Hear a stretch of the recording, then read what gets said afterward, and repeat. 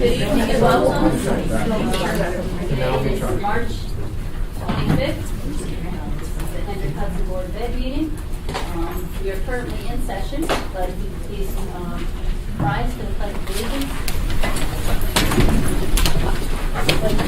To the flag of the United States of America and to the republic for which it stands, one nation, under God, indivisible, with liberty and justice for all. Good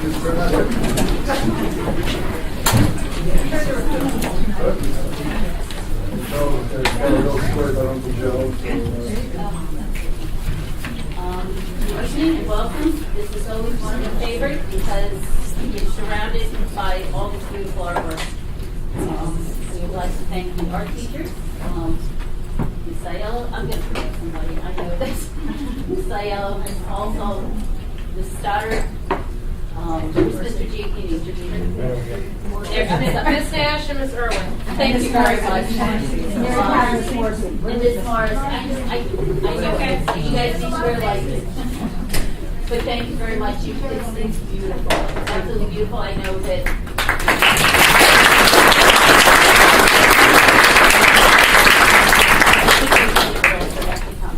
Yeah, this reminds me of a comment someone made when I was first selected for this position, and I attended my first board meeting back in February of 2013. And someone described this community as a community defined by its school district. And that's pretty unique for around here because most of our other school districts, Ossining has a downtown, Tarrytown, Chappaqua, Pleasantville, but our school district really brings the area together. And this particular individual talked about events like the art show, where it doesn't matter what elementary school you go to, doesn't matter whether you're in Verplank or Cortland Manor, this became the hub for that moment in time where we celebrated all of our kids and we celebrated our entire community. So this is absolutely one of my favorite meetings, and as our board president said, I'd like to extend a thank you and commend our art teachers, because as we gear up for state testing and all of that craziness, oftentimes what gets missed is what's happening on our stage, what's happening in ceramics class, what's happening in our art rooms, and in our music lesson rooms and on stage. So this is what is important, not only to our kids and our staff, but certainly our community. So I'd also like to extend my thank you. And with that, no board meeting is complete without gifts. So I understand Logan, one of our middle school art teachers, and Paul are going to come up and present us with some gifts and describe what they are and how they came about. So we just wanted to take a minute and thank you everyone for coming to the K-12 art show, and this is a fun event, and we really love having the reception before the Board of Ed meeting and celebrating all our students' artwork with their parents and all of you. Mr. G, do you want to explain? We have these little anchors for everyone. Sure. We received a grant from the PTA 2 years ago. We received a 3D printer, and my computer graphics classes and Mrs. Krause's computer graphics classes have been using the 3D printer to create various objects, doing different projects with them. And this was a keychain that my 7th grade class designed last year. So it says "Go Sailors" on it. It's well, I don't know if you guys can see, but and so we wanted to present that to you. All right, Go Sailors, Hen Hud. So that's just one of the things that we're going to be, developing, and a new technology that we're introducing the students to, and we'll be using in the future. All right. So thank you.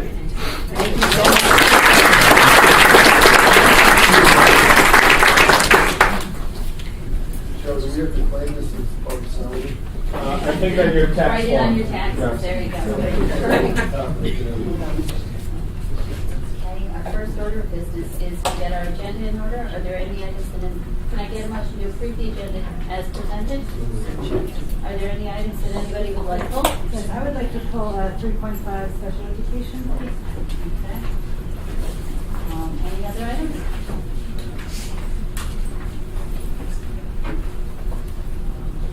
Okay. The special And I will actually just ask a question. Oh, okay, then, I'm sorry, can I get a motion to approve the items not pulled on our consent agenda? So moved. Second, okay.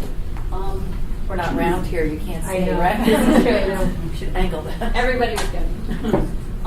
The special ed, you had a question, Mary? Yes, as the community, I just wanted to let our community know the Board of Education has an important task of approving CSE recommendations, and we do review certain redacted and untraceable information from the CSE. And I had asked in prior meetings that we just get a little more information, perhaps, nothing traceable or confidential, but I feel like it's a very important duty. We do have also the option of remanding if needed, particularly in some of the ineligibility decisions that we need a little more information. So I think we should have a dialogue, because in public and with our PBS director on how this can be a more meaningful process and perhaps some training for the Board of Education on what's appropriate. So, You can so I just want to Yeah,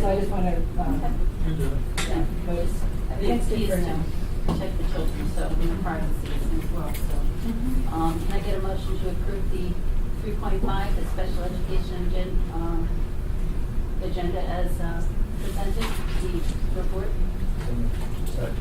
All those in favor? And I'm going to be enough. And one opposed. Okay, so that will bring us to our first step is audience comments.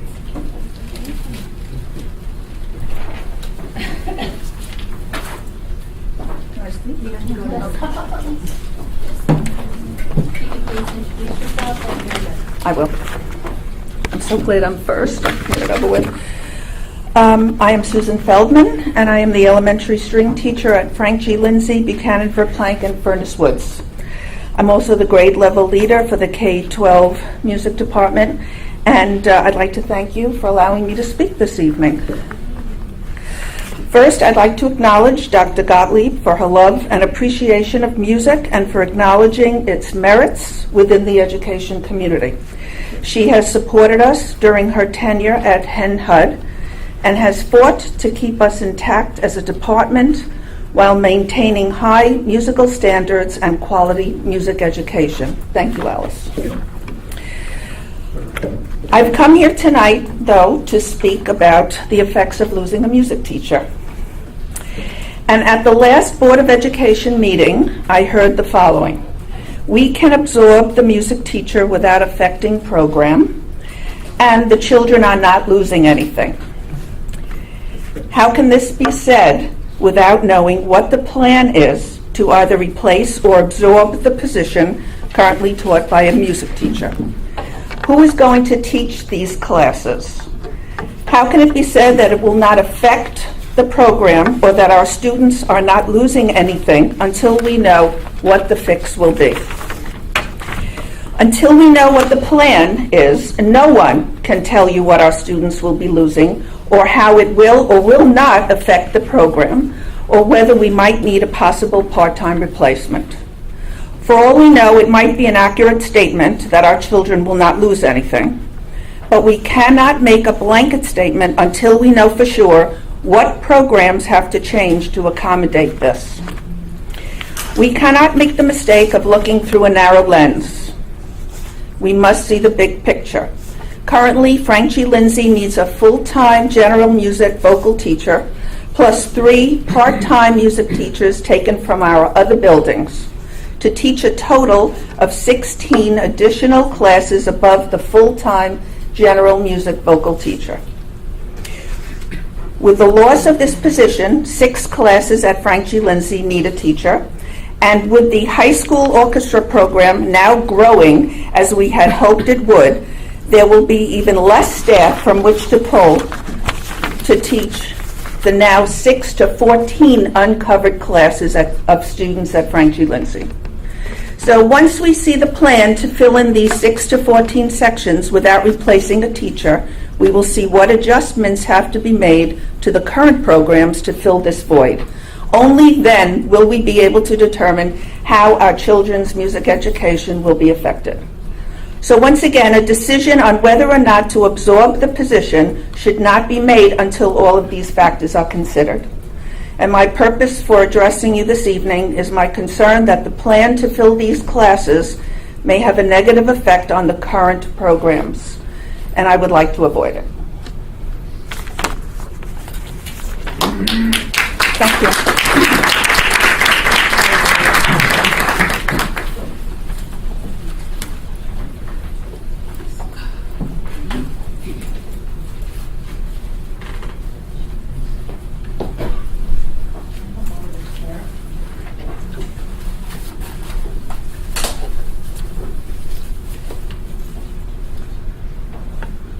Sue, you made a lot of good points. And I want to draw your attention to the empty chair. And I've shared this in a board presentation that I've had before. This empty chair represents all the children that walk through our doors on a daily basis. When we make decisions in this district as teachers, educators, parents, family members, the most important thing to remember is the student that will sit in that chair in front of us. This chair represents the statements that Sue has made, and this chair will also represent what I am going to read.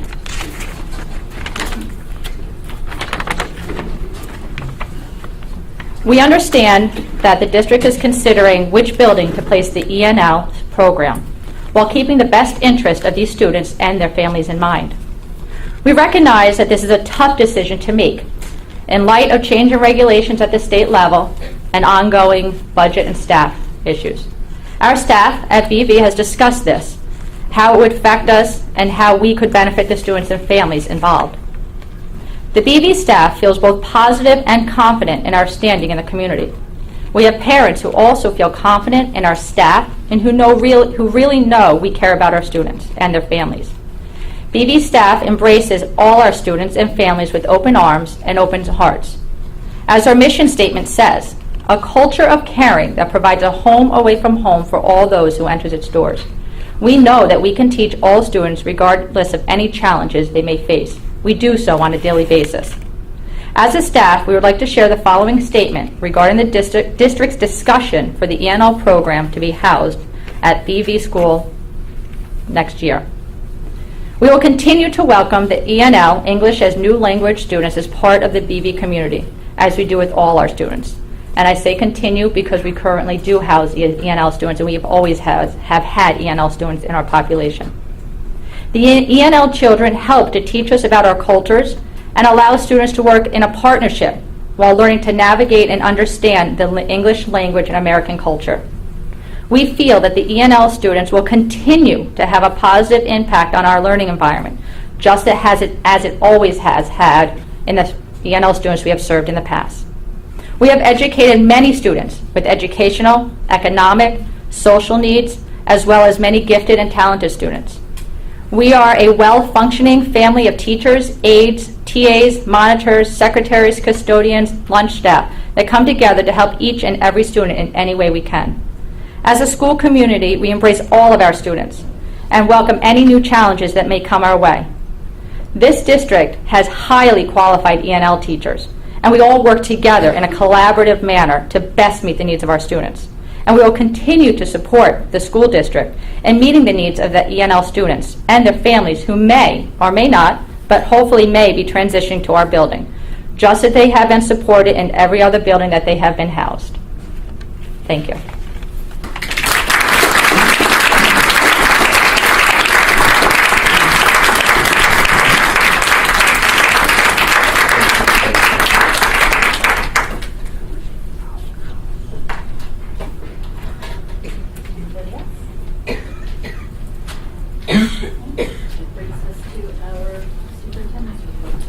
Okay, number of updates and things for us to be aware of as a board and as a community.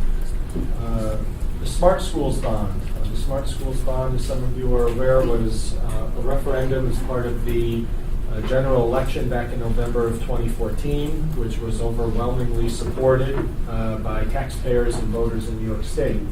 Our school district is receiving just shy of $570,000, and can be used for a number of pre-approved areas. Our district is focusing its efforts on safety through technology and safety in general in all of our schools. The plan mandates that we engage stakeholders to receive input, and ultimately will come to the Board of Education with a recommendation of how we will submit our plan to the state. We will have an update for the board at the April 8th Board of Education meeting. Matthew Swirloff is leading this charge with Anthony Merlini. Anthony has been leading the discussion with our facilities team and our safety team, and Matthew's been working with all 5 of our schools, our technology leadership committee, and on Friday we'll meet with our PTA council. So that's something on the horizon. Looking backwards, last Saturday was Hen Hud Live, our joint fundraiser from all 6 PTAs in our school district, which raised just over $29,000. It was a great event.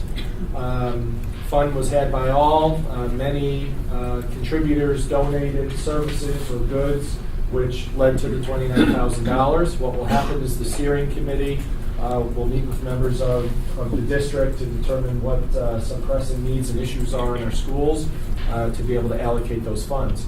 Last year, they raised about $33,000 and devoted their financial efforts to making improvements in the middle school auditorium. Now, for the most part, these dollars are expended typically at the high school and the middle school because that's where all the students in our district will enjoy those upgrades. So in particular at the middle school, new risers have been ordered for our music program. New lighting, we're receiving quotes on new lighting. We're going to make a purchase of new curtains to really decorate the stage area. Paint, clean coat of paint in the auditorium, and also artwork will be displayed on all 3 walls of the auditorium. So hopefully when this project is complete and you make your way to the auditorium in the middle school, it will have a much different feel and a much different ambiance. Our spring sports have begun. In fact, they've been competing. We've been competing everywhere but our home field or our home court. We've had practices on turf fields that we've been able to partner with other colleges and universities and other public schools. Our tennis team has been playing inside, but it's great to see the kids outside and competing. With that, usually when you start spring sports, it means the countdown is on to June. When we return from our break next week, or in 2 weeks, a week and a half, we'll have about 10 weeks of instruction left, which is amazing. We'll have just over 2 months of school. So our seniors are selecting colleges. Their parents are writing their checks. High school students are going through the course selection process. The 8th to 9th transition activities are being planned, as well as the 5th to 6th. So it's a very exciting and very stressful time. And I mentioned stress because our 3 through 8 math and ELA testing will happen also when we get back from break, which will be a challenge. Our vacation this year is a little bit earlier, which is good. That kids will not come back from break and then have this high stakes testing environment. But I did a walkthrough at Frank G this morning, and everyone is focused on what they need to be, but not over the top, which is really a good sign. We're not hyper focused on these exams where we create anxiety for kids, but certainly we're teaching to the standards. With regards to music and the music schedule, Sue, I know Alice and I met today, and we're going to convene the group and start looking at schedules to make sure we not just have one plan, but we have backup plans. As a musician myself, kind of, I know that was a big piece that got me through school. So we want to make sure we maintain our program and that we don't lose anything. Thank you. With regards to the comment we just heard around the ENL and the ELL program, 2 weeks ago the board heard an update from Alice on these changing regulations, and they posed a challenge to us as a district, a financial challenge, an instructional challenge, and I know they are similar challenges that the district have endured in years past. So whatever decision we make or whatever recommendation we have a lot of factors to consider, many. We have the students, and whether or not they would be traveling. We have financial considerations, but it's important to underscore that a decision hasn't been made, but one will need to be made in light of these new standards. And I just want to echo some of the comments we heard in the last address. We have 5 dynamic schools in this district, and I think what is particularly special about our 3 elementaries, I'll comment, is they each have their own DNA. And sometimes that's hard, and sometimes that's something to be celebrated. As a superintendent, and on behalf of our administration team, and certainly the board, our role is to make sure that it doesn't matter what school or what neighborhood you live in, that your school is preparing all of our kids to make sure they're ready, not just for 6th grade or 9th grade, but an ever-changing world. What's great about having 3 schools that are uniquely different is there are 3 different paths about getting the job done. And it's comments like we heard today about BV that remind all of us about the climate, the culture, and the DNA of all 5 of our schools. And it's nice to be reminded of the passionate staff we have, not just at BV, but all of our schools. So it's a good reminder as this board deliberates budget concerns, as we deliberate program concerns, that we take a step back and remember how good we have it in light of how tough and how challenging our times are. So with that, I will turn it over to Madam President.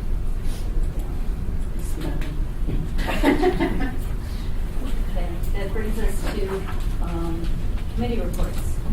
We have had the Finance Committee has met, but that will be, any conversation regarding the Finance Committee is basically, our focus has been the Budget Committee. We've also had facilities today. Teresa, would you like to talk about facilities? Is there anything in particular that? Actually, Joe spoke about the bond and the money and what our plans are for it. And it was in a couple of different branches, and because of our last bond that, Mackie requested all of our technology terms that I'm not going to bring back up again, but we actually covered so much of one of the branches that we were allowed to spend the money on, actually 3 of the branches, and it was instructional, a couple of them, and where we saw the need was mostly for security. The cameras, in the world that we live in today, and in view of recent things that have happened, that's what we want to, absolutely. And then also we discussed more of the solar panels. Nothing has come to closure yet. There's a few other things that we have to discuss, but the solar panels are in our discussion and process is well underway. Actually, one of the things that was useful that many people will appreciate is one proposal to put a telephone with PA in every teacher's room so that they have an outside line. Right, part of security. Part of That will work. So you know, That will work in all the remote places.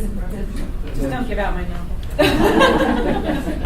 and then upgrade the video system so that all the cameras on the upgraded system and that all the boards are covered, so that, especially in all bars, when somebody comes in the door, you get a picture from somebody in. So we're still working on the proposal of those 3 things.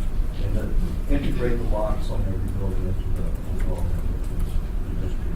So that And one other thing we discussed is, I raised the question, I think Anthony's going to look into to see if it can happen. As you'll see, part of our operation and maintenance part of the budget is going to be a line item increase of $109,000 for our 5-year annual study. So I asked if we were able to put that off here, so we don't have to use like a grant specialist, that's right. I don't know the exact dollars, but obviously tough budgetary times require some changes to make thinking just black and white. We should be able to have some sort of leniency to maybe give next year if finance is a little bit better. Not to say it will, but we have to eventually pay. So Anthony's going to look into see if we can possibly change that to help us a little bit, to alleviate some of the stress that we've heard last board meeting, with possibly some reductions in asset. As we discussed this one. You can tell who was on facilities. technology leadership today. It started, there were a couple of people here. We have a program called Instructional ICT Coaches. And I think there's 17 of them throughout the district that are working. There were 3 of them there. And each coach has a Chromebook card, which is a laptop card for all the kids. And I was surprised at how much the teachers said the kids were enjoying using the one second grade teacher was talking about how, he's just so excited about it, and how to use it. And our middle school teachers said they feel at home. They get their laptop out, their Chromebook, and they go sit down and put it in their lap. And it's like, they're digital natives. They're different from the they live in a digital world, and they have these Chromebooks. And so they're very impressed with how the Chromebook is going out. And one of the questions I asked Matthew about was how it improves our academic achievement digital space. And he said that one of the things he sees with Chromebooks and the Google Docs that we're moving to the Google document environment, the ecosystem, is collaboration. Kids work together all the time in these processes, and they learn to work that way digitally. He's very impressed with that. The other things that they talked about are websites in review. We have two groups studying, one the software behind it and one we use one together. And comment was that the software that we're looking at is much better for being able to both make the web pages for teachers and staff and looking at how to make it more usable for everybody to use the website. We did the Smart School Pod, and then we have a mobile learning initiative that's going on, which is kind of what I was talking about collaborative. And the interesting thing that we said was we have to make sure that people understand these are not typewriters. We use a computer to learn in different ways, and then you just type into it. And so that collaborative part is something that we're focused on. And this summer, in high school, we get computer upgrades, 190 desktops, 80 laptops, Chromebooks, 24 iMacs, and some more. And then there's a few other things that are going on with new business. Actually, Newburgh has invited me into a classroom in April, so I will be going there to see her students utilizing the Chromebooks. And so, Yeah, and if anybody else is interested, so that's what I'm saying, if you'd like to come come. on in. She has an open house in the First graders, they do need technology. It also pointed out, one of the reasons we have money from the smart funds to spend on security is because the community supported us in our bonding here in Mexico. And we already went ahead and got ready for the digital future. We got our services in place, we got all that stuff, Chromebook cards and things like that. We got it ready ahead of time, so we got money that we can spend somewhere else now.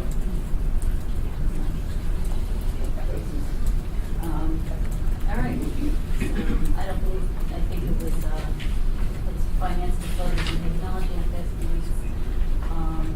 We gave it go to the line.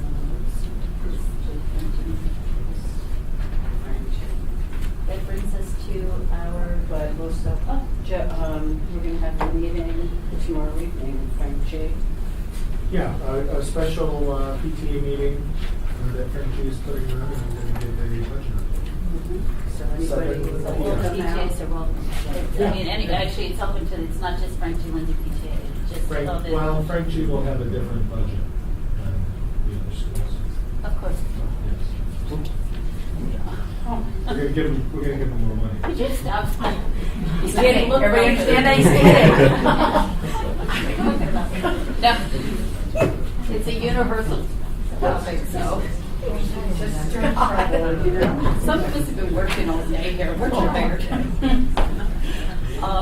That brings us to our next topic, which would actually be our presentations, which would be the Hendrick Hudson Library budget presentation. And I'd like to welcome Jill Davis and Michelle Keith. Sorry, I didn't see Jill back there going, pick me. Good evening, everyone. My name is Michelle Keefe, and I am president of the Board of Trustees for the Hendrick Hudson Free Library.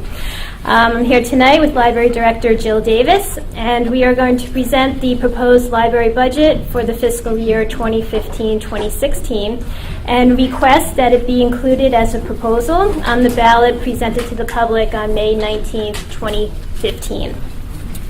First, I would just like to welcome you to our library and highlight that we have become a very green building this past year.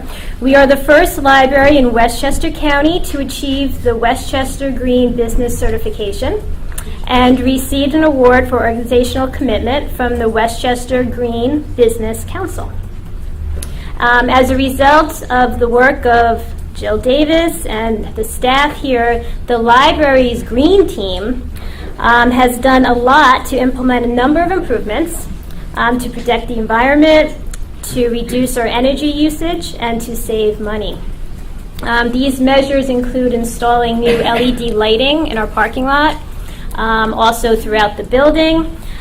We've purchased environmentally friendly cleaning products and paper products, and placing recyclable containers throughout the building for our patrons to use. Now back to the proposed 2015-16 budget. The library's proposed budget reflects a 1.62% increase from last year's budget levy, or an increase of $13,300. This increase complies with the applicable legislated budget caps. We are pleased to report that under our proposed budget, there is no planned reduction in library services for the upcoming fiscal year. The average taxpayer in the town of Cortland will see an annual increase of 27 cents per thousand of assessed value, and Peekskill taxpayers will see an annual increase of 16 cents per thousand of assessed value. We thank you for this opportunity to present the library's proposed budget and to be included on the May 19th ballot. So, thank you. Thank you. Thank you.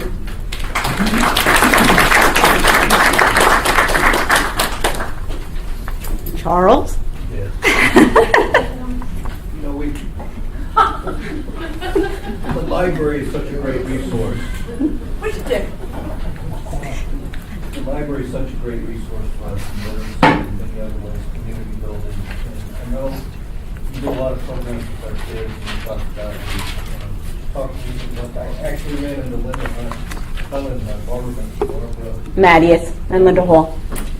a week ago, and she was thrilled with what she does for her. Sure, I'll tell you. We do have a great relationship with the school district, we're happy to say. We provide class visits to any of the district teachers who want to bring their students here to the library to learn how to use our databases or just to kind of see what this library has to offer. Our children's librarian does mock Caldecott Awards with Cindy Neff's class every year. She actually goes to the school to do that. We run 3 literacy programs, a Step Up for Literacy program, which is to prepare our preschool children to be ready to learn when they enter kindergarten. We have an after-school homework help that has volunteers from the high school who come and help kids with their homework after school on Mondays and Wednesdays. And the program that you're speaking about is the Adult ESL program that is run by Maria Zenin, but since she's been a little preoccupied this last year, Linda Hall and Barbara Mattias have taken it over, and they come every Monday night and help district parents who need to have a little help with their English. So, Thank you. you're welcome. Thank you very much. And you are very much an asset. And actually, it's funny, my kids become, the preschools bring their children over. So, I mean, you can start to get them early and just keep them. So it's a wonderful thing, the programs and the opportunities that you afford. And I thank you for all your efforts on that.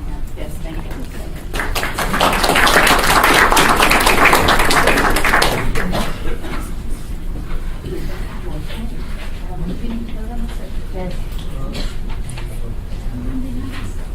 Okay, can I get a motion to add the Hendricks Hudson Free Library budget to the ballot on May 20th?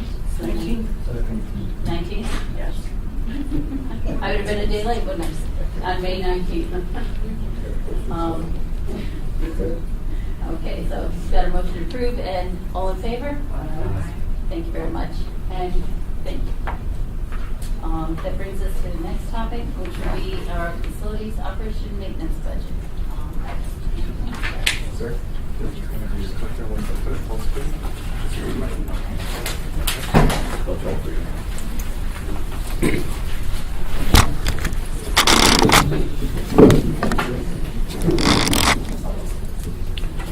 Good evening, everyone, members of the board, staff, community members, etc. My name is Anthony Melini. I'm the Director of Facilities for the Hendrick Hudson School District. Tonight I'm going to present the facilities operation and maintenance budget for the upcoming 2015-16 school year. First, I just want to go over some operation maintenance goals for the upcoming year. We want to complete the capital bond project, which we initiated a couple of years back with our technology upgrades, which was started as Joe was referring to before with the upgrades that Matthew has done. A couple of the other upgrades that we have to do still are the HVAC for the server closets and the electrical upgrades in the server closets, which will improve our reliability of that backbone and that structure that all of our school district runs off of. Infrastructure improvements. We have window panel upgrades. We have some roof repairs and paving, security systems, septic system, plumbing, HVAC, and electric that we're doing district-wide. Those projects, we started submitting those projects up to the state in the middle of August, about August 15th. Then another package went up the middle of October, and the final package went up the end of December. Currently, the review process is taking longer than anticipated with SED. They have some cutbacks, and they're trying to replace some engineers up there. The first project that went up, our review number is 178. They're working on 135 currently, and that project went up 3 days before us. So we're looking at probably another month before we even get approvals back on that first project that went up. And the sooner we get that back, we can go out to bid and probably try to get some work done this summer so you can start seeing some improvements. O&M goals also, utility costs. We're trying to always reduce our energy costs. Some of the things that we do through that energy saving measures, we've done through electrical usage reduced through the energy performance contract and synergistics. We've reduced our energy, oil usage with the same measures through synergistics.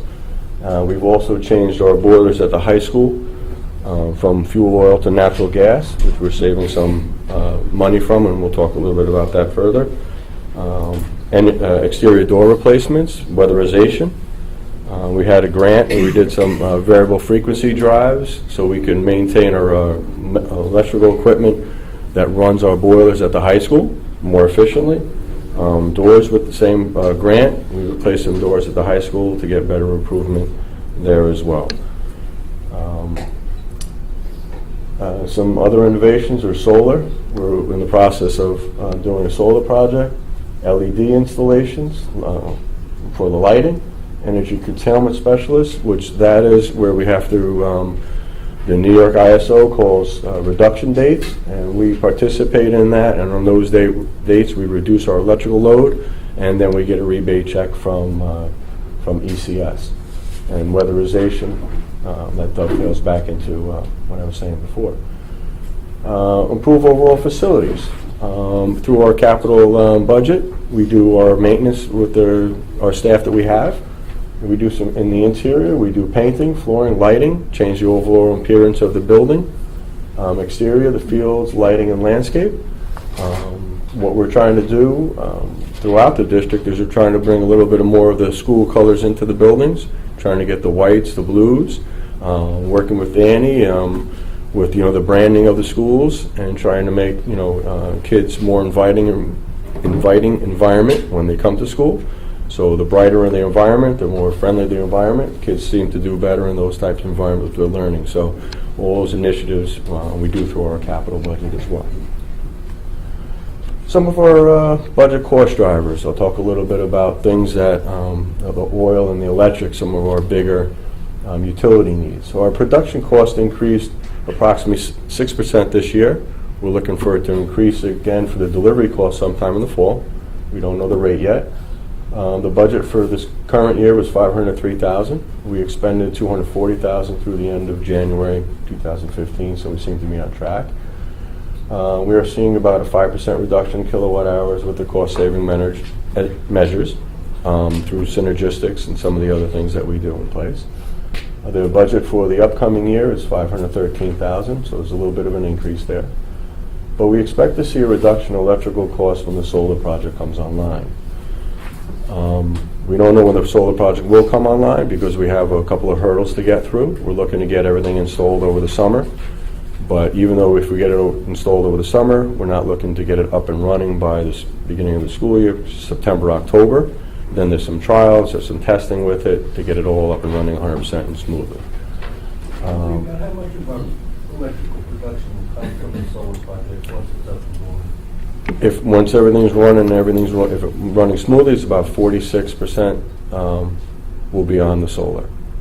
And then again, that's an optimal, performance, overcast day, snowing, raining, etc. So that's what we're looking for. Buildings will always have adequate power, even if there's no sun. Correct. Because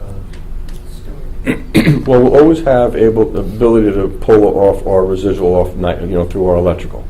So this is always supplemented, and when it's running at peak performance, it'll supplement it up to that 46%. But then if we need more from our regular electrical provider, we'll just have to, run off our regular electrical provider. you said we were having, trying to get the paperwork and things like that. We're one of the first districts pushing through paperwork, so that's why it's a little bit, we're kind of innovating on this, so it's a little more difficult than. Right. There's a couple programs out there, and we are one of the first districts in this area that are, having any success with it. What we were able to do is through the NYSERDA program, we were able to secure a grant for around $750,000, and we applied for that back in September, and there's certain stipulations that go along with that grant. But that grant helps us and propels us. Other districts applied for that grant, didn't get that grant. So we're one of the few districts that were able to secure that grant, so that's what's helping us to propel us further. For budgetary purposes, 2014-15 is that July 1 through 6/30? Yes.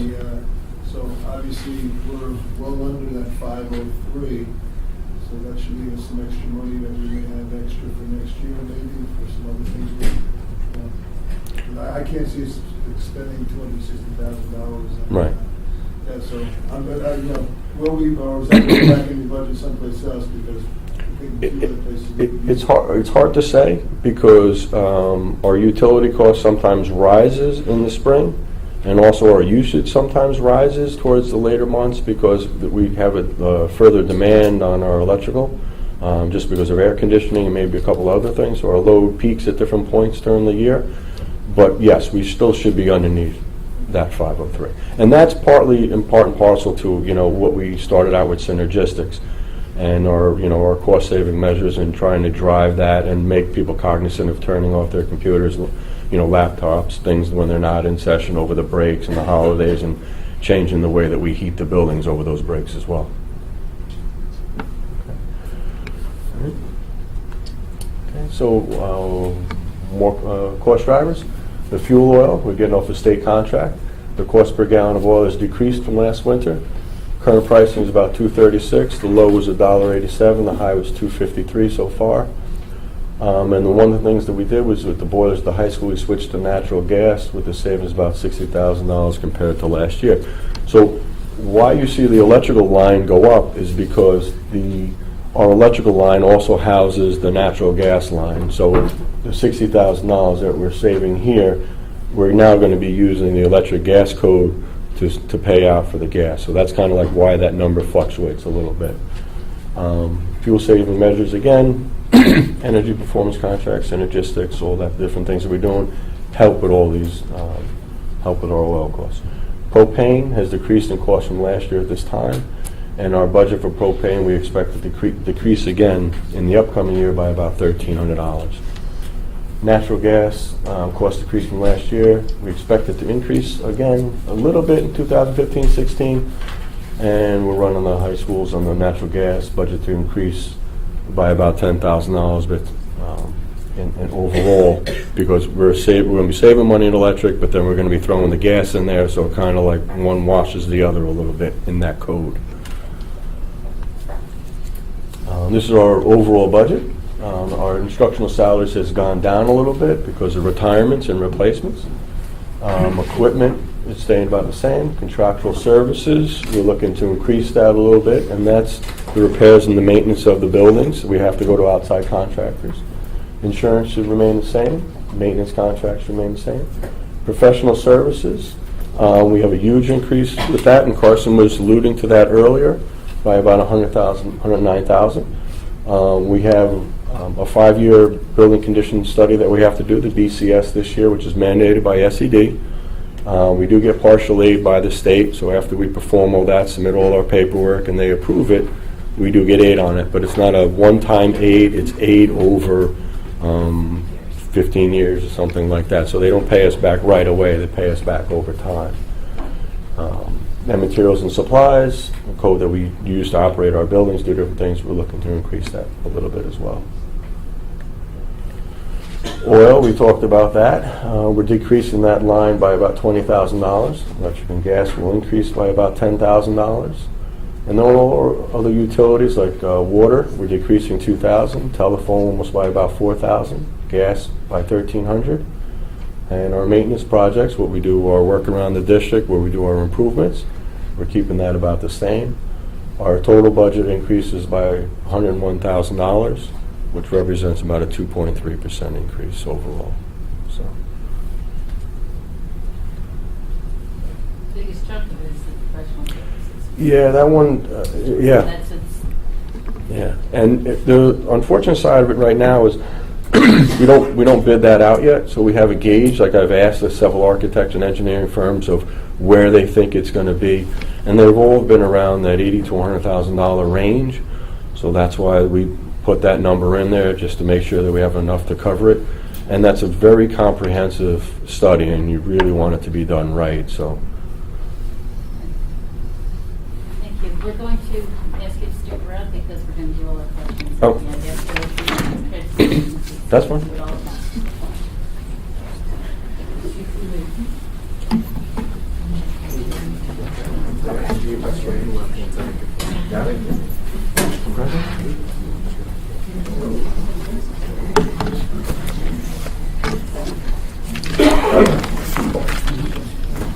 Good evening, board members, Mr. Hochreiter, Dr. Gottlieb, and Mr. Catalan.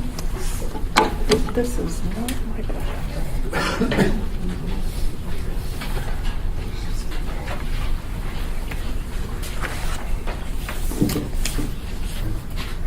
Good evening, members of the community. I'm Liz Gilio, the transportation supervisor. A couple things I'd like to just take note of are some of the milestones in transportation this year. We accepted delivery on 2 72-passenger buses and 2 30-passenger vans and a Suburban. We researched and developed new routes for consolidation to be implemented in the 2015-2016 school year. We have replaced an interim director with 2 co-directors and 1 head driver, with 1 director and 1 head chauffeur for a savings of over $30,000. This year I began in the elementary schools a Safe Bus Rider program, and that program recognizes students on the buses for good behavior. We're hoping that by recognizing those students that it will inspire the other children on the bus that are having difficulties to also improve their behavior, and hopefully that will carry on into the middle school, because we all know that tends to be our most difficult group. Something I didn't have on here is that the mechanics in the garage are maintaining their DOT inspection rate at 93%, which is very good, and that has to do with the buses to, passing and failure rate. Okay. Also, all of our buses, vans, and Suburbans in the fleet have been equipped with their new Seon high-definition digital camera system, and that allows us to better manage student behavior and driver-student interaction on the buses. The cameras were purchased through the ban last year with the budget vote. This is just a copy of the Safe Rider certificate that the children get. What happens is each driver recommends a student once a month, and those names come to me in the office. I produce the certificates. They get sent to the schools. The principals then call the children down, and they all are awarded. Their name goes in the school newsletter. BV, I've seen the kids' pictures up on his TV. I don't know if the other schools have those or not, but and it's a big deal for them. So as we get more into the budget, we have, I know there's been a lot of discussion about sports overtime, and so I went back and I did a comparison of what we've spent on overtime for sports all the way back to the 11-12 school year. And as you can see, I don't know what we were doing in 11 and 12, but we were spending, there was a lot of money being spent on sports overtime. As you can see, it is decreasing.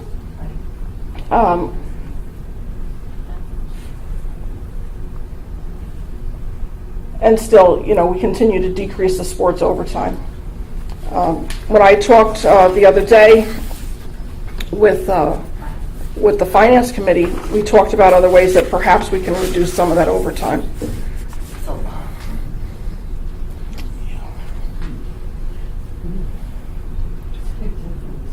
Yeah, absolutely. What's that?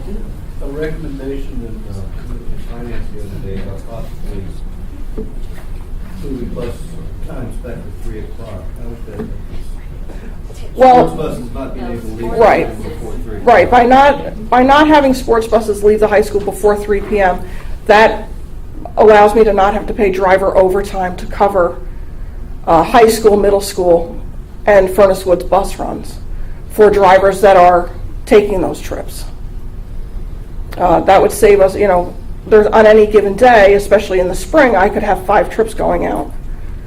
So, right there we were already saving, $250 on that one day alone by not having sports buses leave before 3 o'clock. Yes, of course. Is there, I know I brought this up, but I happened to be at my son's basketball game.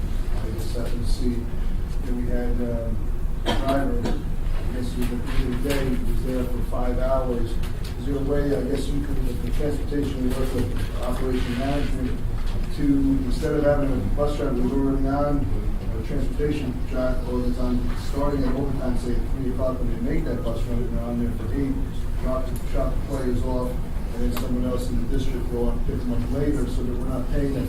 To me, that I saw that a couple of times this year, and that was a big waste of money. I brought that to the attention of the board. Okay. And that's, to me, for someone to sit around for 5 hours watching a JV varsity basketball game, and they could be back in buildings doing other work or doing something else, we're not paying the overtime. That's my concern. That's why I'm ready to hear this, because this also opens our eyes as we are spending it. There's got to be a way we can better manage between transportation and operation, getting different people to do it and still be able to get the task done and eliminate that overtime. Because to me, this is we're throwing. Right. I went through the transportation overtime for sports from last year, and for the local trips, which are Lakeland Panis, Peekskill, Yorktown, and Ossining. We spent a total last year from September to June $2,600. My concern, and which I also explained at the meeting the other day, was if we don't have a bus there and there is an emergency, then where are our kids going? If we have to evacuate the building, it could take me an hour and a half to get a bus there. By the time I get somebody out of a building, to go to the garage, to get a bus, to pre-trip the bus, to drive to the school, to get the kids. So, for safety reasons, there's times certainly that I've sent a bus to drop off a team in Peekskill so that I don't have to, try to cover somebody's run, because those are local things. I know that, just this past week we had the boys go out to Legacy Field for lacrosse practice. We took the boys out. We came back to get the girls. We went back with, we brought the girls. We picked up the boys. We brought the boys. We went back to get the girls. So, and the reason why they did that was because there's no restrooms there, so they didn't want the girls sitting around for, an hour and a half while the boys played, not having anywhere that they could use a restroom. So. We've talked about drop-offs, so especially in the rate of schools that you just mentioned, that's within the 10-mile radius. As parents of the children in sports, I know I've done it. The buses dropped off, and we're usually there, and we pick them up instead of having, we can start looking at that as maybe more of a policy and looking to do more of that, because the 2 games I saw were Ossining and Lakeland, and they were close enough that even if we had to get a bus out there, we would still be able to get a bus out there. It's only 7 miles. And I would think they'd also be able to transport us. If there was that kind of emergency, I think that district would be able to help us out in that kind of potential if the bus wasn't there. So that's all I'm just saying, is if we can try to look at the efficiencies and between the departments, and so we're not, taking this, to me, and again, I'll bring it up again, we have other things we're looking at in the budget where we're going to be losing instructional. Mhm. We are the Board of Education, not the Board of Transportation, not the I Board of understand that. Operation and Management. We're here to educate the children. I want to make sure that all the money that we can use is going to the kids. Obviously, this is part of it, but if we can find ways to start trimming, we should be doing that. That's all. Instead of losing Okay. educational staff, we should be looking Okay. at those. Okay, so some of the goals that I have for the 15-16 school year are to increase driver training opportunities. Right now, we're looking to have an instructor from New York School for the Deaf come up and do a sign language course for the chauffeurs and the co-chauffeurs. Also to recertify and to also certify those that are not already in CPR and AED. And also, Anthony has had some discussions with Mike Sillett from BOCES to do a training for the drivers for dealing with the aggressive or angry parent or student, and the best ways in which to deal with that. And okay, I'd also like to continue to maintain the bus replacement program.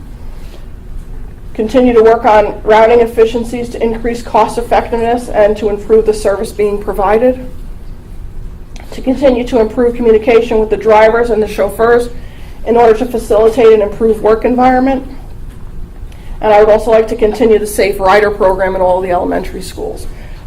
This year, with that program, I have had not one elementary principal call and request a video from a bus.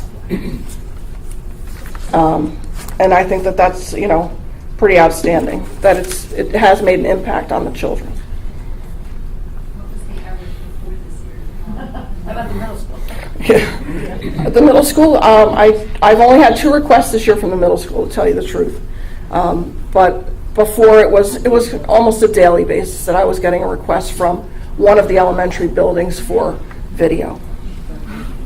Whether it was Furnace Woods or Lindsay but it was every day there was always a request for video.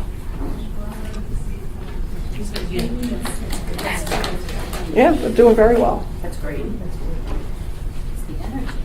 Okay, so the 15-16 transportation and facilities proposition is I'd like to purchase one 72-passenger conventional bus, and that would meet our target of 20% of the fleet being conventional, and the other 80% is our pushers. That one bus will replace a 2001 Thomas 75-passenger with a current mileage of 87,000 miles. The reason why we need to replace that bus is because that bus has been housed outdoors for a long period of time. There is extensive rusting, and DOT has told us that that bus next time around is not going to pass inspection, so it'll have to be taken out of service. Okay, the cost of that big bus will be approximately $118,000. I'd also like to purchase 3 20-passenger single-wheel vans to replace the following vans. Van number 46 with a 2001 Chevy with current mileage of 217,372 miles. Van 27, a 2002 GMC with current mileage of 247,645 miles. And Van 48, a 2001 GMC with current mileage to 244,343. And those vans are all still being used every day, morning and afternoon. So by the time June gets here, we're going to be even higher.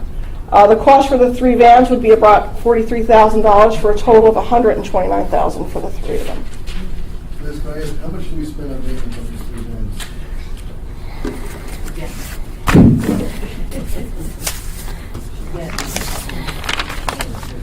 Next slide. No, I have that.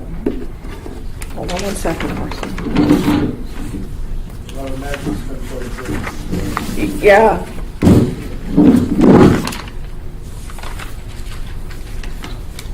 Okay, with mechanic time and the parts and stuff, we're spending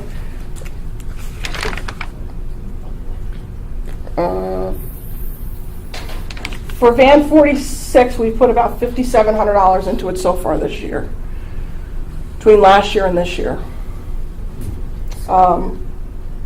27 has had the stairs re-welded. We had to put a new set of stairs in that, and then other, major repairs to the engine that we had to do. They're all about between the $4,000 and $5,000 range for the repairs. Yeah. Yeah, definitely. Definitely. What do we do with these? Do we sell them to somebody? Do we get any money? You sell it For what? as As crap. As- How much do we get for that crap? We sell it. I'm saying crap. He said crap. But I'm saying crap. So how much do we get for that crap? About, we get between 3,000 and 7,000. Oh, we get that much? Okay. No, It's a lot of crap. for the big buses, For yeah. the big ones, the small ones, 2,000. About between 500 and, between $500 and $800 for each of the vans. And then for the big bus, we get about $2,000 when we scrap them. Just for the audience that's listening, we don't drive our kids in crap. No, it's not crap.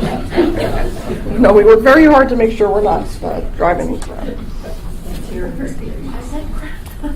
They're well-maintained older vehicles. They are. I'd also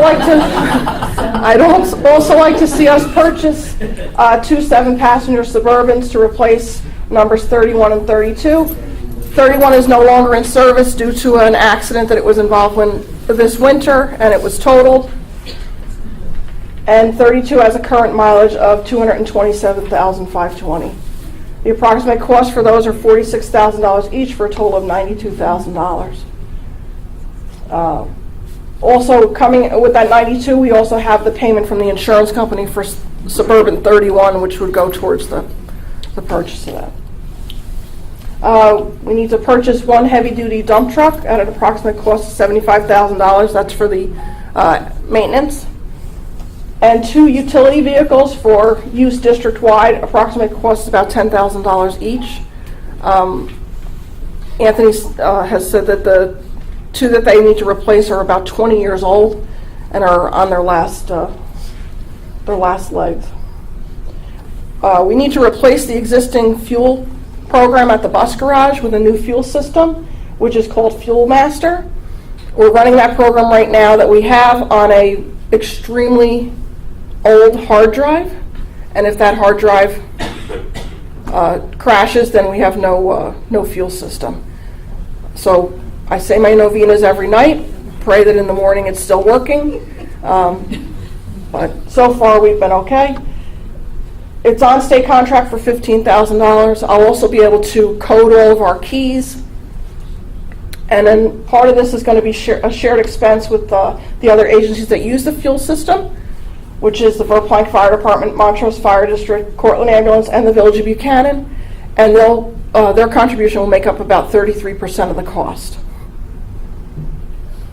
So the total transportation, buildings and ground ban would be $480,000. I'm sorry, I'm just adding that up. Is that going to be to no more than, or am I missing something? Is it no more than 480? No more. No more than 480. So you're just, in case you're building in a cushion, and then if it's not, then you just won't use it. Oh, yeah. Correct. I just wanted to be sure it wasn't. Yes. Correct.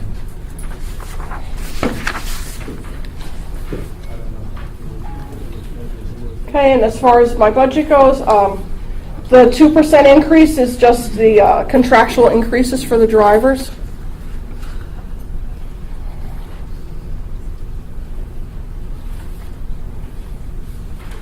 So those all are in, it's 2% increase for each line.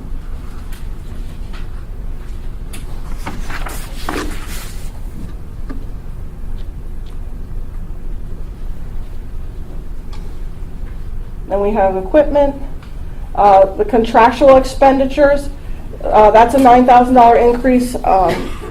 I need to improve the TransFinder program that we use for routing all of our students.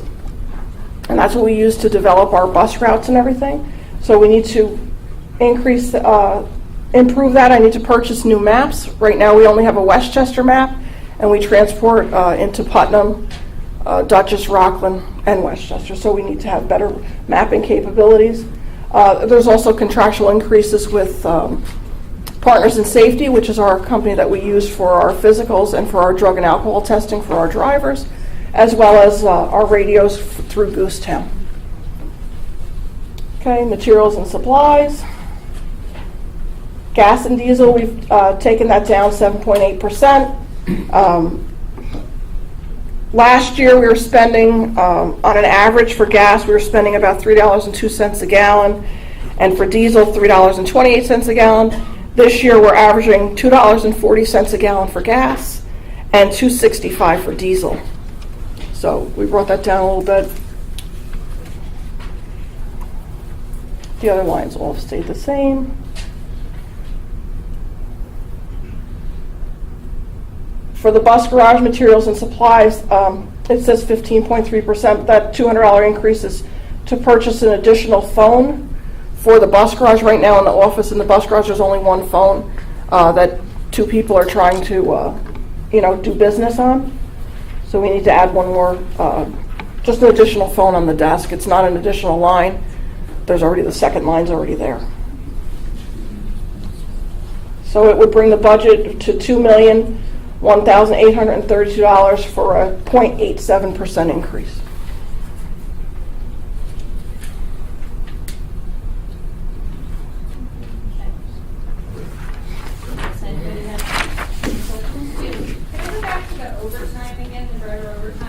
Have you looked into whether it might be less expensive to actually hire one more driver or a couple of part-time drivers to try to reduce the overtime costs? I have not looked into that. We don't have part-time drivers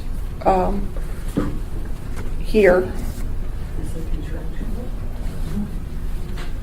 Is that a contractual issue? Yes. Part-time? Yes.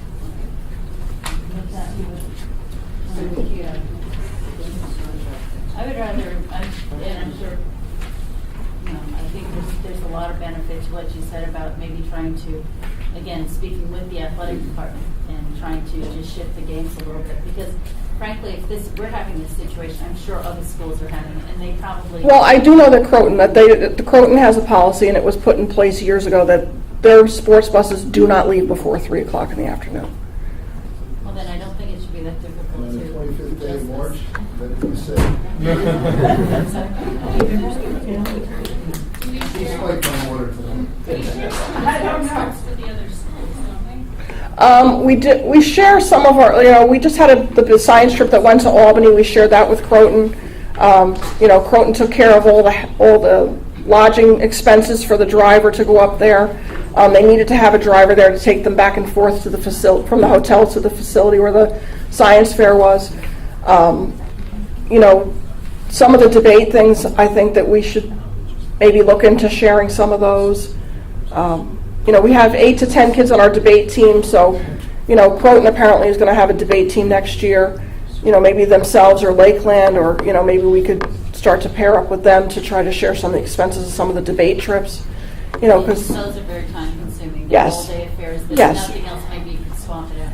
Correct. Or alternate. Right. No, thank you. I appreciate your opinion, because that's, again, the shared services are huge. I know we do it with the, with a lot of the special ed. Yes. and such, those. Yes. What line is private? What line is private and parochial? Yeah, is that chauffeurs? Or? Yeah. The first line. I thought we made a differentiation between chauffeurs and drivers, or did you just lump them all into this one? I only have this is all the van drivers.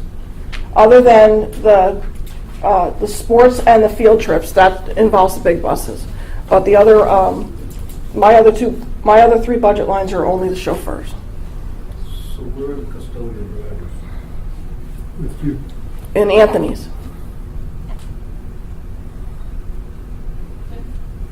The operations and maintenance. Right, because most of their any overtime they do for any driving they do for me is primarily overtime driving. No, I'm just trying to. No, it once. And What you're saying is all the overtime that Does only have the overtime custodian drive. Because most of what they do for me is overtime driving. Their other hours, they're being paid a salary to come and work from 6:30 in the morning till 3:30 in the afternoon. So part of that time, they're driving.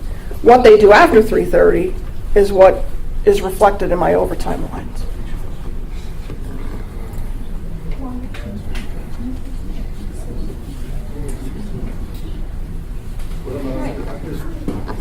I'm quizzical because I'm looking at the transportation budget, and we don't have part of that, in it, which is the custodial tax. So we have it broken out somewhere else. We don't have it through. Well, she has the cost for all the buses, it's just that the salaries of the custodian drivers are based in yes, operations. theoretically, some money come off of the O&M. So it doesn't matter what they're doing from 6:30 to 3:30. Custodian salary is in my budget. Right. Custodian driver budget, custodian Custodian driver salaries is split. So depending on how much they drive, we reflect that. So if I have a driver that's only 50%, we split it 50-50 salary. If some of the drivers are 68%, so 68% is the driving, and the rest of that percentage is in my salary line. If they do overtime for driving, it comes out of her code, because we get aid on our transportation. We don't get aid on my overtime or any of my operation out of my building. So we try to split their driving time, we try to split their salaries and their overtime between the two departments, so we can get the correct aid or the maximize our aid for transportation. So even such like with the secretarial staff, my oversight of the transportation, etc., our salaries are also divided between the two divisions as well, transportation and operations, because we do get aid on it. drivers, chauffeurs. I guess obviously you have to have a different license to be a driver.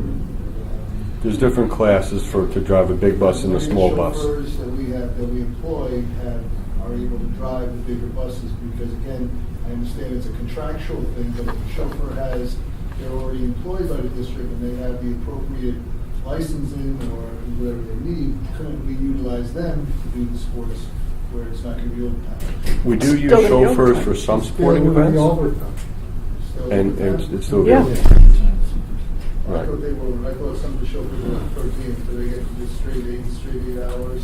No, the chauffeurs can go. You need to pay them minimum of 2 hours. So you have a chauffeur that needs to take 2 kids to, to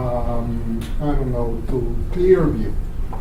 So they have to take the kid at 8 in the morning to Clearview. You need to pay that chauffeur 2 hours, and then at 2 in the afternoon, when the kid comes out, you send the same person to pick it up, and you have to pay 2 hours to that same person. Saying at 4 o'clock.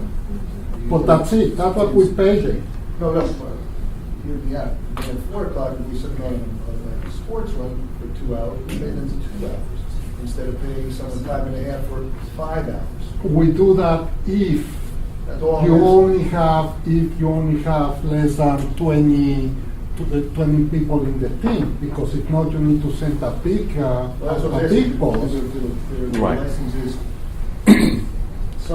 Some of our chauffeurs do have the license to drive the big bus or the small bus. Contractually, we're not allowed to have the chauffeurs drive the big bus, and that's just always, the way it's always been here. So if we ever got in a bind and we had to do it, yes, I'm sure there's certain leniency, but we've never gone down that road or come into that point. We have had to have a big bus driver drive a chauffeur bus for something that has happened in the past. And that way, they do let us go backwards, but they don't let us go forward contractually. We have approached that several times with the union, and it just hasn't worked out through negotiation that we can make it work. Is it something that we could do down the road? We'd have to go through negotiations with the union to see what kind of leniencies we could get for that. Yes.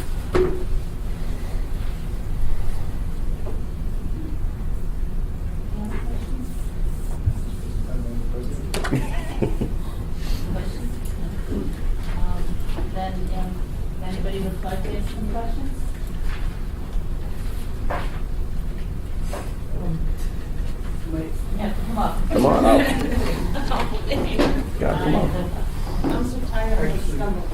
All the way up? Yes. All the way Don't up. let Jesse step out. Come on down. I state your name. Just don't give me 5 Seems okay. Mr. Malini. I'm Andrea O'Malley, BV parent, PTA president, generally interested. I have a question about the way that the solar panels, this is loud, the way that the solar panel project may proceed. I know that there are currently issues still with leaking in the 5th grade wing of BV. I've also been made aware of by my daughter that there's a leak in the 8th grade science wing, and will those be taken care of, I'm assuming, prior to the solar panels being installed? Or is that part and parcel of what their installation process is to make sure that the surfaces are able to withstand what they're installing? Right. They did an engineering. They did an engineering study on the roofs to see what the capacity of the roofs would be with the solar panels. Originally, when they originally designed the solar panel project, they had speculated that they would be able to get 50% of the load of our electric load taken care of by the solar panels. After the engineering inspection, and they started looking at the structure of the building, et cetera, with their structural engineers, they decided that they had a setback. There were certain roofs that they couldn't go on top of. They had a setback a certain distance off from the sides of the roof, from changes in elevation, and that's when they came down to the 46%. It's a ballasted system. There's no stanchions that go into the roof. The panels sit on top of the roof with a framework, and there's ballast that sits on top of that to hold it onto the roof so it doesn't blow away. To answer your question, whether will the roofs be fixed before the solar panels will go on the roofs, wherever we are putting solar panels, those roofs will be fixed. At BV, with the 5th grade in the back and in the front, Mrs. Lefevre's room, classroom number 1 in the back left corner, I think it's 15, but I'm not sure. Those 2 rooms that are leaking, the one in the back of the room, the back of the building, is currently up at the SED for review to get replaced and fixed. Mrs. Lefevre's room up in the front wasn't leaking at the time. Dr. Lefevre wasn't leaking at the time of the inspection. So when the roofing consultant came through, we were trying to find the leaks in the room, and we couldn't pinpoint where it was, so he was having difficulty narrowing it down because we knew it leaked in years past, but it hadn't leaked in recent years. Over the past winter, with all the ice damming and all the rest of it, it did start to develop a leak in, I think, her closet and over by the windows again. So we're trying to get the consultant to come back out again and take a look at it. His problem with it is that when he's there, it's not leaking, and so he's trying to figure it all out. What we're going to try to do with it is we're going to try to look at it, see what kind of pricing comes back, and whatever fix he does for one, we'll try to do with the other one. But again, it's going to come down to dollars and cents, and if we can fit it in. At the middle school, that leak, it was leaking right around when the snow started to fly. I had spoken to a contractor to come in to take a look at the roof, fix the roof, and do a couple different patches and things like that on that roof. And it's an EPDM roof.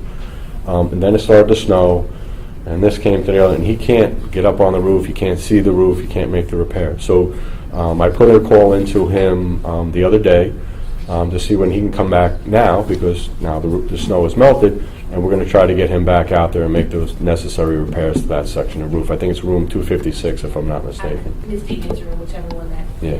So that, I am very hopeful that will get taken care of, and those leaks on that middle school section will be resolved.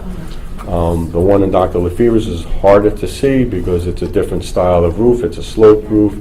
It has a lot of different components, so it's very tricky, that roof. It's just frustrating for us because we've been asking and trying to, literally, years, since my daughter, who's now in 8th grade, is in 3rd grade. So it's a little frustrating to have to keep coming back. Well, we resolved the one leak that was there in the back hallway, right, a couple of years back, and then the other one started. So now we're looking at that one, and we'll progress through the building, and we'll try to do the best we can to go around the building. Will there be any investigation into any possible mold issues that might be hidden by the carpeting or anything of that nature in terms of the longevity that some of these things have gone on? Definitely. Yes. Okay. Anthony, do we still have money in the current bond that we used that past year? That was some of the money that the other building was for some roof reparations, right? Or doing. In the current bond that's coming up, No, or the past bond? The one that was approved last year. There is roof, that, and that part of that is part and parcel of the BV, the high school. The high school, that's still going to Yeah. be Right. The Hall of Fame, that's one of the areas that we're taking care of, and then above the science wing up in that area also. I mean, it's got to get fixed. Yes? I would agree. Okay. I just,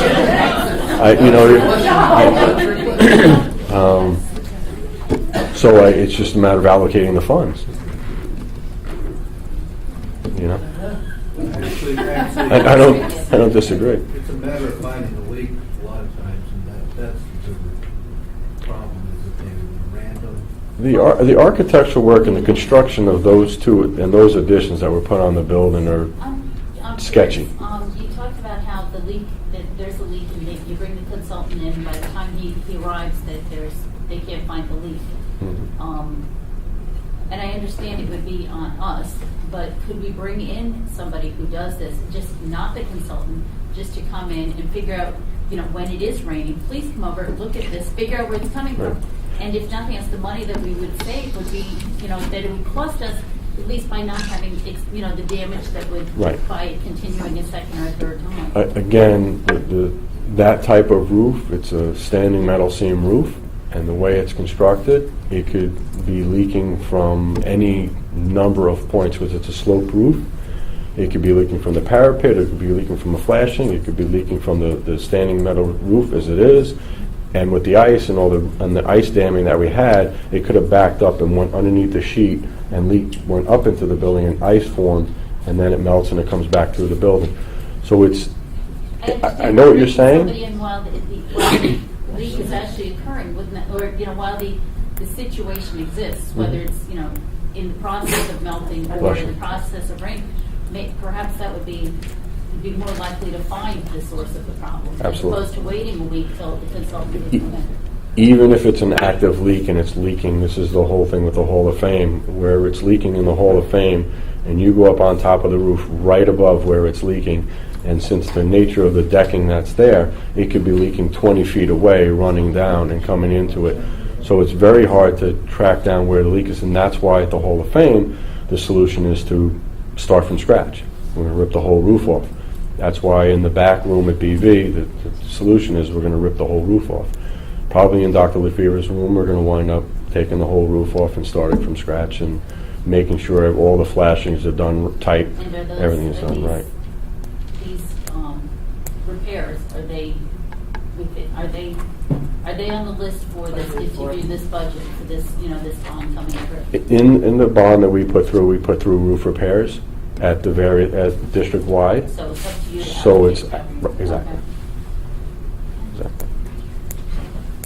So you're looking at a year, because in terms of getting through SCD and such, it's still Well, not there. the one nice thing about roof projects is they go faster through SED. Okay. So hopefully if we can determine what it is, get something put together and take care of it. The roof project that's up there now, when it gets approved for BV, the intention is if we want to do the same thing to the other section, we're going to put it in as an add alternate, and we'll do it as a change order to repair that roof as well. This summer? Right. Well, I don't have any control over SED. So SED, for engineering projects, is taking 8 to 9 months for review. The roofing projects are faster because it's an architectural review. So I'm hopeful that we can get it resolved. No. If we should hope. Yes. But if not, ideally it would be theoretically 9 months from now, by the end of the year. Good thing. Can it be done with the children in the school? We could do it after hours, after shift, weekends. No, I was just wondering if it was something that required being done in summer, or... I would rather not have the children around when that's, transpiring, only because, you can move them out of there, out of those classrooms, and put them in other classrooms or whatever while they're there, but... No, I just know it's distracting, it's noisy. Yes, and it's noisy, all those exactly. things, but I just didn't know if Right. the children, if if it's something that can be done while the kids are actually in school. It's not something that's limited to a summer, Right. that window. Okay.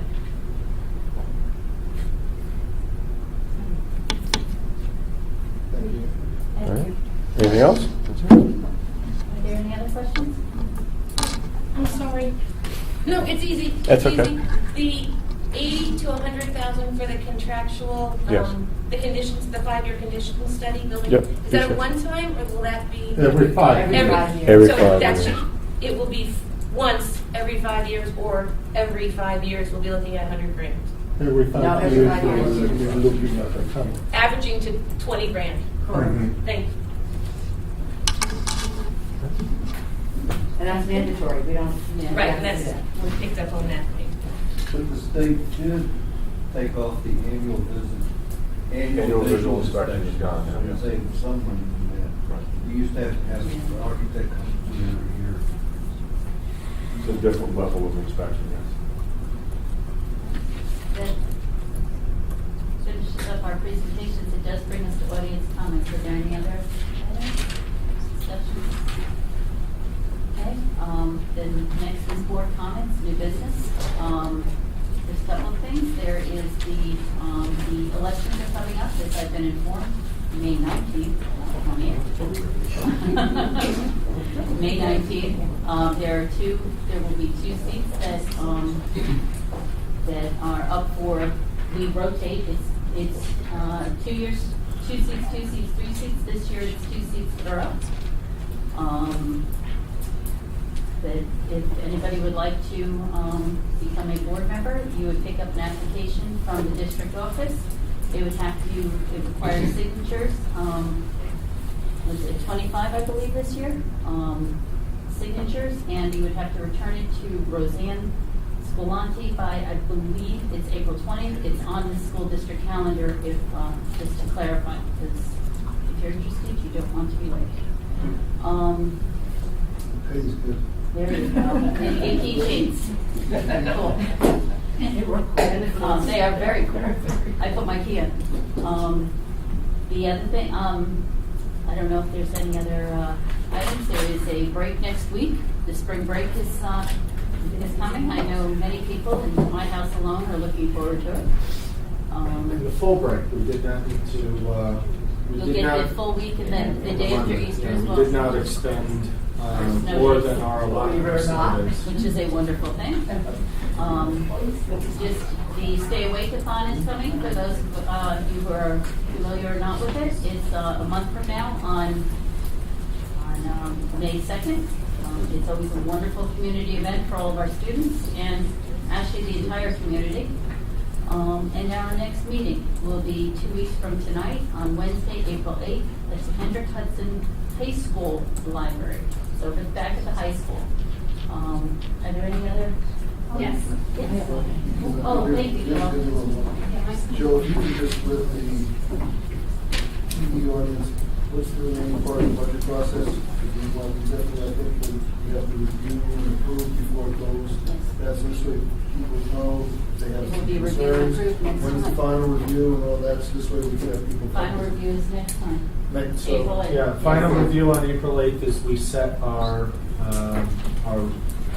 expenditure target, and that's obviously based on anticipated revenues from taxes, pilots, and state aid, which is unknown.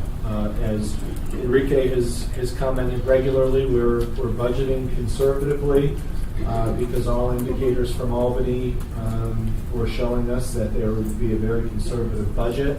Certainly there's movement and there's negotiations that are happening in Albany. We received a little bit of good news earlier this week that the governor may give on a couple of his educational funding mandates. But what will happen on the 8th is we'll approve an expenditure number and we'll continue to deliberate over reductions in the budget to arrive at that number. But we still want whatever input as, right up to the end. So please just basically pay attention. Whether it's follow the board meeting, the minutes, or the videos. Just just make yourselves aware, and if you have concerns, please bring them to us. Thank you. Yeah, that segues very nicely actually to what I'd like to talk about. I would like you guys to take a look at this resolution to reform Governor Cuomo's 2015 Opportunity in Education. We have been making lemonade out of lemons for several years now. It's been really great for keeping our taxes down, but it is starting to take away our choice in what kind of an education we would like to give our children. So the resolution talks about eliminating the gap elimination adjustment and tweaking some of the governor's proposals for evaluation of teachers, trying to move that away from spacing and diversity testing, amongst other items. So we can have a look at that and decide maybe next time if we would like to pass this resolution and send a copy on. To Albany. No, this doesn't have any, this isn't going to.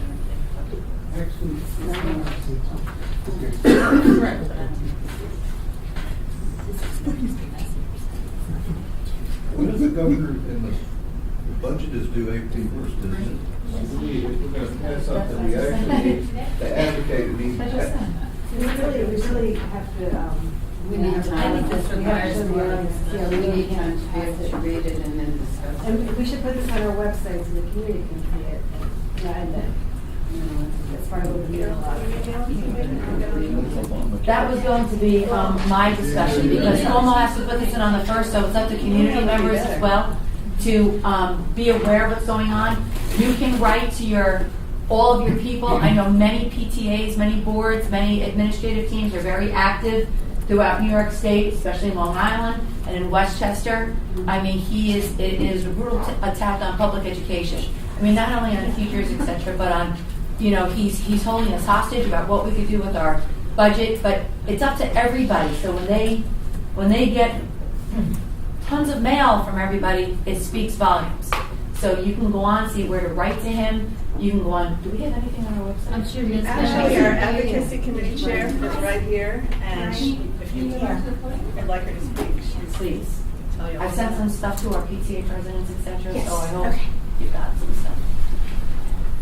I'm Janine Eichenholz. I am the advocacy chair for our very, very newly formed committee. We now have a presence on the website. We have a link, and links will be going up. It's under the PTA column. More links will be going up on the website so that parents can find resources and information to send this information. Last week we sent our first email to every single district parent. We got some response. We got some new likes on our Facebook page as a result of that. And included in that were links. The governor's email address is in there, sample letters were in there, and links to the New York State PTA website, which included a customizable letter that can be sent directly to the legislators. The legislators are on our side. I've spoken several times with Sandy Galiff. I've met with Senator Murphy's representative in Albany. So we actually got to sit down there. It was great, and we spent about 45 minutes with her. So they know our position and they support us. It's getting the governor to agree. So this week, by Friday, another email is going to go out to get parents to email the governor, because he's who really needs to see it. So I have a resolution similar to that. This one I think looks a little bit more comprehensive, the one that I have focused on the GEA and our numbers. So for anyone who doesn't know, Hen Hud alone has lost over $5 million in the past 5 years. And we're a small district. Yonkers lost $104 million, and Mount Vernon lost $50.5 million. So for our little district having lost that amount, it's huge. So those are things that need to be focused on. Just this evening, I saw a notice that the governor now is trying to step back from his promise to separate, or not promise to separate, but possible agreement, and wants to now appoint an independent committee to study the APPR, and that would push that discussion back to June, and nobody wants that. So more information will be coming out. I would love to ask of you all, and I don't usually get to these meetings, so I'm going to try and come to more Wednesdays. My husband's basketball night, so it's tough. But I'd love to have amongst one of you a member who I can be a liaison with and talk with, so we can get this information out. we want to work together with the board, with the administration, and get parents involved so that our voices can be heard. Yes. What if you're not a parent? A community member. No, how do I get that? I can't get on the PTA website. We will figure How it would I out. get that? You can. I can? Yeah, you can join It's there. not a limited site on parents? Okay. No, and then information will go out. I've been posting in the community groups as well on Facebook, so that information is out there, and we're just starting. We're going to, hopefully by next year, have a kind of a communications director, so that we can get more publicity, more information out to parents. So in the meantime, if anybody has any questions, I will hand you my card before you leave, and you can email me, and I'll make sure that I have your information as well. I will. Okay? Thank you very much. Thank you so much. You know, there's you mentioned the gap elimination adjustment. That was originally set up to close the state's budget. The state has a $5 billion surplus this year, and they're still not giving us the money that we were supposed to get. There's another part of the governor's initiative that bothers me greatly, and it's the one where we keep talking about failing schools. Failing schools, failing schools. One of the big problems that discussion is coming from is that Commissioner King and Merrill Tisch in the past, when they went in Common Core and the new test, they raised the bar. So the test was harder, or the bar was harder. Kids were performing about the same, but now they can say that kids are failing. They wanted to raise performance. They manipulate the standards cut so scores. fast without anybody knowing about it. Change the cut scores. Yeah. They changed the cut points. Yeah. No, they aligned it to the NAEP cut points, which are an aspirational standard. And that's where they want us to get to. But you kind of have to bring the whole system on. And so that whole discussion about failing schools is wrong. We have tremendous schools in this state, in this county, in this community. We have starving schools. That's what there's an op-ed a couple weeks ago, Consortium for Public Education, said our schools aren't failing, they're starving. Yes. That's great. Oh, there's a lack of funding. That's still a problem.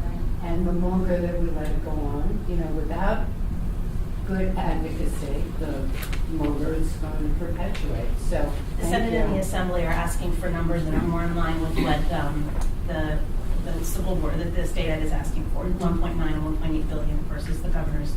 Can I just ask if you're going to just go, that way we can, that way we can match. Yeah, Thank you. I have some numbers. I'm sure people who will be watching will want to know. Yes, they'll so visit. the governor's proposed $377 million if his reforms aren't passed. If his reforms are passed, he's agreed to a $1.1 billion increase in funding. However, the numbers that have been produced by various studies done by other education groups, including State Ed and the group, the consortium that they're a part of, they're asking for anywhere from 1.8 to 2.1 billion. The Senate and the Assembly, I can't remember which came up with which, but they, with their independent budgets, one has asked for a $1.8 billion increase and one has asked for a $1.9 billion increase. So those are more in line with what we really need. And when you're looking at funding, the governor, Senator Flanagan, in a meeting with New York State PTA representatives, there were 25 of us, he flat out said, I will show me a district and I'll show you that they're getting more money now than they were last year. But the point is that not that they're getting more money than they were last year, we're still getting less money than we were getting 5 years ago. And that's because of the gap elimination adjustment, and that's because of the failure to adequately fund through the foundation aid. So we're still billions of dollars behind where we should be. So yes, we may be getting more money now than we were a year ago, but we're still not getting as much money as we were 5 years ago. And that's where the elimination of the GEA and the increase in foundation aid will help immensely, just to get us back to where we're supposed to be. Forgetting where we need to be, but just to get us where we should be had they not borrowed all that money from us so long ago. And the big difference, what Janine said, is foundation aid. Foundation aid are the dollars, the state aid dollars to be used at district discretion, not capital reimbursement, not debt service, not high cost aid. It's foundation aid. Those are essentially the dollars we use to to operate and fund our instructional programs, because there are examples where districts are getting more aid in terms of a package, but it's not aid that can be used to fund programs for kids. And then at the same time that those monies were taken, the property tax cap was passed. So districts' hands were tied. If you want to get your money, you can't increase your taxes by more than a certain amount. RINEC, their board is this coming year going to be voting to forgo that money, and they're going to look to go past their property tax cap because they said they need the money more coming from. That's going to happen all over. Yeah, I mean, I know that one for certain, but yeah, it is happening. It's happening all over. In addition to my work here in the district, I'm also the Westchester East Putnam Region PTA representative to the Westchester Putnam School Board Association. So I attend those meetings. And so I know that across the board, districts and school boards are getting fed up with being so tied. Doesn't WestPet also have on their website advocacy letters? They have fantastic resources. They have a voter voice. They've got links to other pages. They've got great summaries. A lot of people don't know what the GEA is. You can go to their website, and it gives you a 3-paragraph summary of what it is and what it does. And that's where my numbers came from. I pulled it right from their website today. So they're good. New York State Allies for Public Education is good. Carol just pointed out tomorrow in Croton, there's a rally behind the high school at 3 o'clock.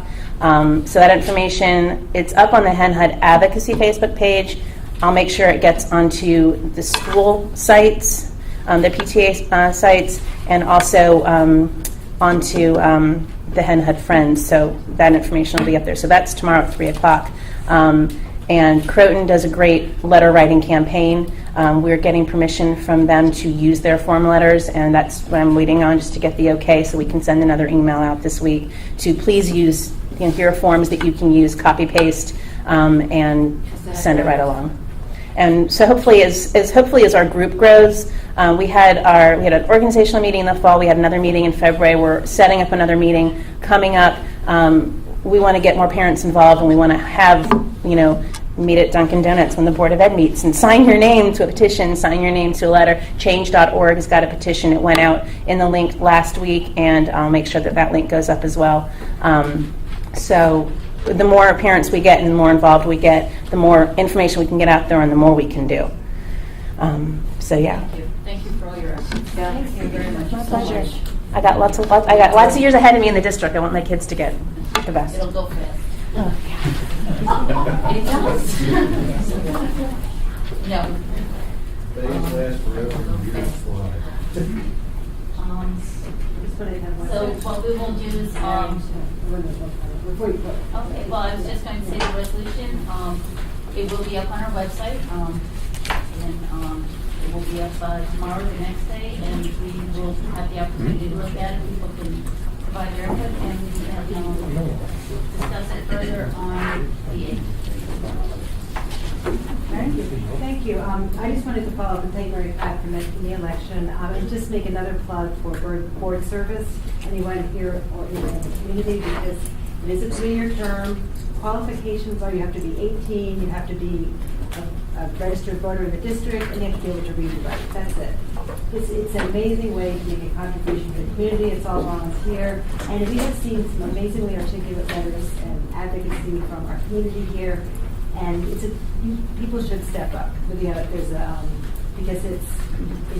I think all of us here would say, despite the difficulties, we don't have regrets about board service. We think it's an amazing way to show public service to our children and to really make an impact. So I just wanted to make another plug, and you can always see Roseanne in the district. It's a very simple way to get a petition. It's only 25 signatures, and we need a debate. We need people on. Not that we don't have a good board now, but it's always good to have invigorated. No, we do have 2 incumbents that are up for re-election, and we will be running again. But if anybody is interested, They are now. We're hoping. We have our fingers crossed. But if anybody is interested, yes, district office has the petitions. So thank you. And again, it's a high-paying job. great benefits. Just cookies once a year. You do get free water and, So thank you very much. Very And sweet, made it. and meeting. Have a good evening. Can I get a motion to close?